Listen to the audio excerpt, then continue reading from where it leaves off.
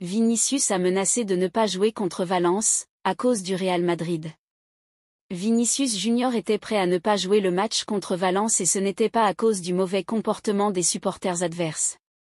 Interrogé avant le match là-dessus, Carlo Ancelotti l'a assuré. À aucun moment il n'avait envisagé de ne pas convoquer Vinicius Junior à Mestalla à la suite des événements en 2023 dans ce même stade. Ce n'est que du football et ça doit être un grand match de football, avait-il rappelé. Pour autant, on a appris ce jeudi soir par l'intermédiaire de Relevo qu'une crise a éclaté quelques heures avant le match entre Vinicius Junior et le Real Madrid. Ça s'est passé 2 jours avant le déplacement à Mestalla et en plein milieu d'une autre polémique par rapport au fait que Valence ait refusé que les caméras de Netflix entrent dans le stade pour alimenter le documentaire au sujet du joueur madrilène. Une publication du Real en cause. Ce qui a provoqué la colère de Vinicius Junior, c'est une publication du Real Madrid sur ses réseaux sociaux, une publication passée inaperçue pour la très grande majorité car elle a été rapidement supprimée par le service de communication du club. Le Brésilien n'a tellement pas apprécié qu'il a menacé de ne pas jouer contre Valence, selon Relevo. Real Madrid, Eder Militão a repris l'entraînement. Un jour a marqué d'une pierre blanche pour le Real Madrid. Victime d'une rupture du ligament croisé antérieur du genou gauche à la mi-août lors de la victoire des Merengues face à l'Athletic Bilbao, 2-0, Eder Militão ne compte jusqu'à présent que 50 minutes à son actif. Sur la touche depuis, l'international auriverde, 31 sélections, 3 buts, passé entre-temps sur le billard, a enfin terminé sa phase de convalescence. Ce jeudi, le joueur de 25 ans a fait son retour à l'entraînement avec ses coéquipiers, comme il l'a annoncé sur les réseaux sociaux. Heureux d'être de retour, a sobrement commenté le Brésilien sur son compte X. Une bonne nouvelle pour le joueur qui a récemment prolongé son bail avec l'actuel leader de Liga jusqu'en 2028. Reste à savoir si Carlo Ancelotti jugera opportun de l'intégrer dans son groupe ce week-end. En déplacement sur la pelouse d'Osasuna ce samedi, 16h15, le Real Madrid tentera de creuser un peu plus l'écart en tête du championnat espagnol. LDC, Carlo Ancelotti envoie un message à Man City. Carlo Ancelotti en conférence de presse. 2 salles, 2 ambiances. Alors que du côté de Manchester City on est blasé à l'idée de recroiser à nouveau le Real Madrid, les Merengues, eux, se sont satisfaits de ce tirage au sort. En conférence de presse, Carlo Ancelotti a été invité à s'exprimer au sujet de ce choc 5 étoiles. Nous n'avons pas mal au ventre. Ce n'est pas une revanche, c'est un quart de finale, a avoué le mystère avant d'en dire plus sur le sujet. City est peut-être le meilleur d'Europe en ce moment, tout le monde désigne City comme le favori.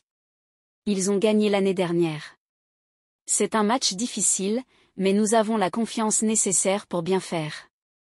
Jouer le match retour à Manchester n'a pas d'importance pour nous.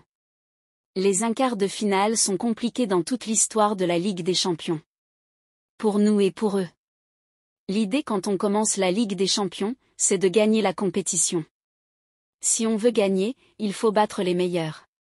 Il se pourrait que ce soit le meilleur.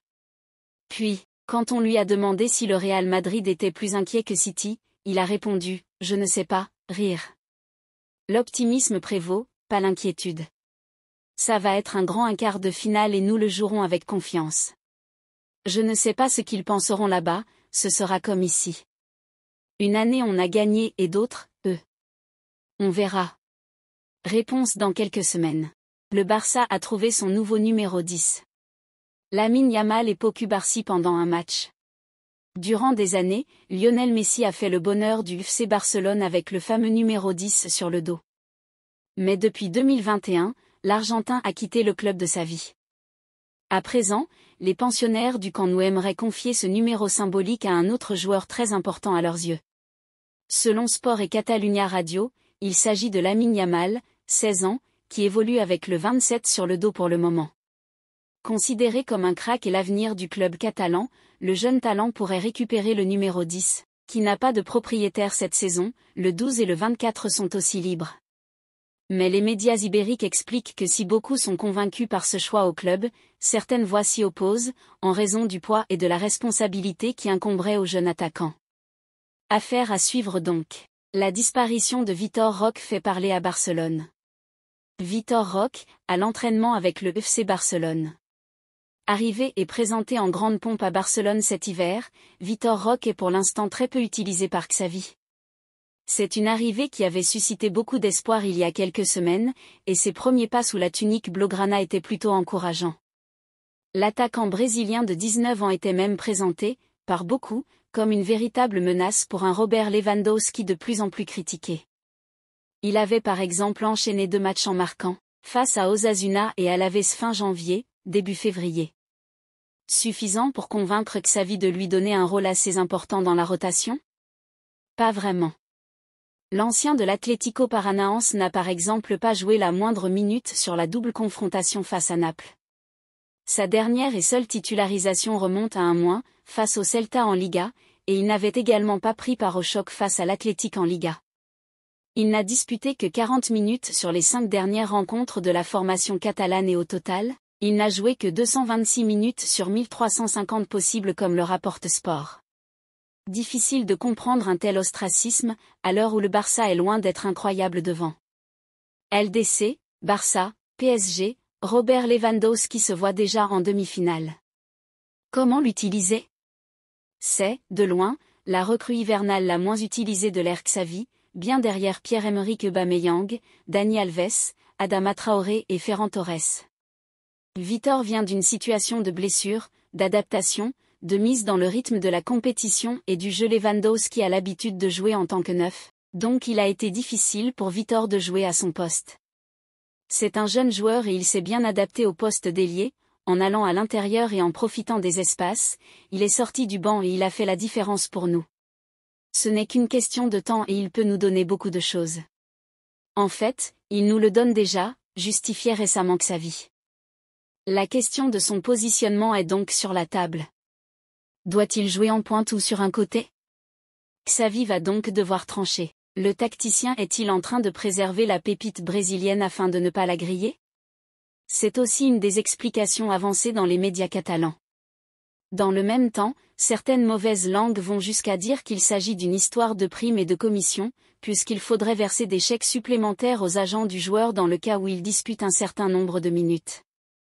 Une chose est sûre, les fans du FC Barcelone aimeraient le voir plus souvent à l'œuvre. PSG l'offre à faire pour recruter Kvaratskhelia. Le Paris Saint-Germain, en quête d'un successeur à Kylian Mbappé, pourrait se tourner vers Kvisha Kvaratskhelia, joueur du SSC Napoli, selon les rumeurs. Le président du club italien, Aurelio De Laurentiis, a commenté la situation et ouvert la porte à un départ du joueur géorgien. Kvaratskhelia, âgé de 23 ans, est considéré comme l'une des sensations du football actuel.